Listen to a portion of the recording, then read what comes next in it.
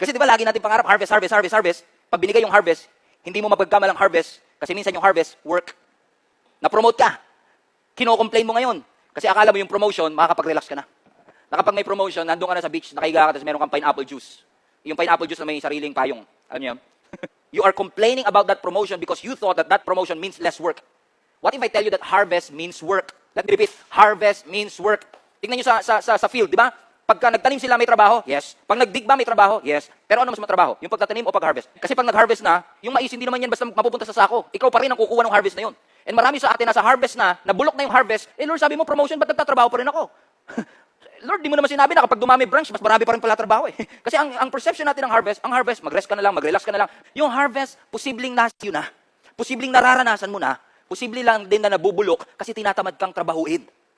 Yung harvesting, pareho po yung hindi madali. Pero you have to keep on sowing and keep on digging and keep on planting kahit mahirap and wait until it's harvest time.